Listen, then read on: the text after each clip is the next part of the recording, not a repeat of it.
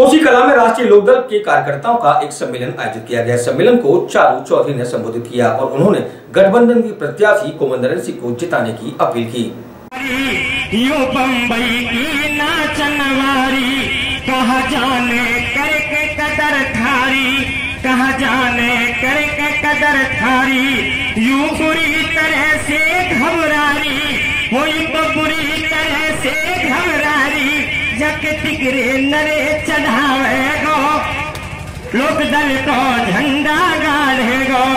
और जैन जी के साथ में पूरा गठबंधन को देख करके क्या हाल है, गठबंधन देख के घबराए, गठबंधन देख के घबराए, बीजेपी के उल्टे दिन आए, बीजेपी के उल्टे दिन आए, सब किसान जुड़ एक हो आए, सब किसान जुड़ हो एक आए, चाहे ऊंचो मान बढ़ावे गो, हेमा मालिनी फेंक पछाड़े गो। मथुरा में मच रहा है हेला, वो मथुरा में मच रहा है हेला, वो बीजेपी में ठेला। कोसी कला के राजमार्ग स्थित एक पैलेस पर चारू चौधरी ने राष्ट्रीय लोकदल के कार्यकर्ताओं को संबोधित किया, जिसमें चारू चौधरी ने कहा कि हम लोग कार्यकर्ताओं के बगैर अधूरे हैं और इस राष्ट्रीय लोकदल में पहले भी कार्यकर्ताओं को सम्मान मिला है और मिलता रहेगा। चौधरी चरण सिंह के सपनों को हम पूरा करेंगे।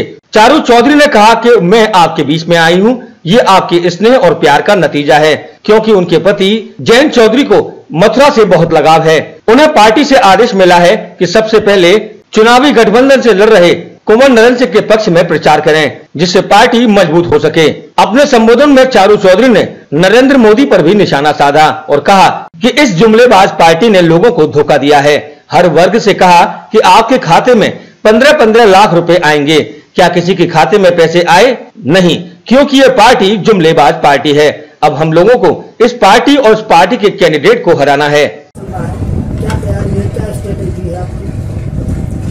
देखिए, हम गठबंधन में हैं तो तैयारी तो ऑटोमेटिकली ही हो गई। कार्यकर्ता हमारे 1 से 3 हो गए और लोगों के मन में जोश है, कार्यकर्ताओं के मन में जोश है।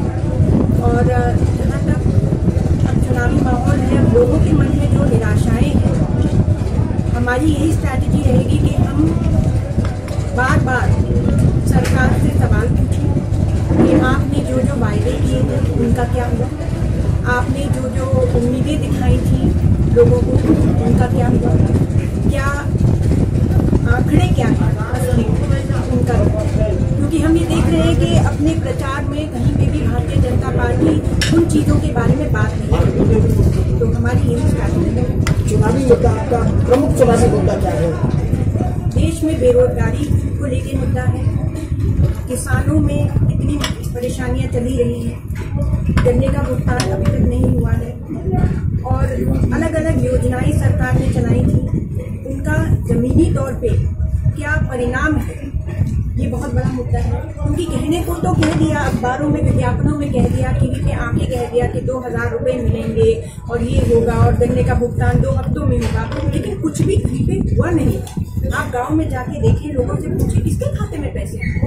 इतने बड़े बड़े वायदे सरकार ने किए, प्रधानमंत्री जी ने किए, किसी भी चीज में पूर्ति तो है ही नहीं।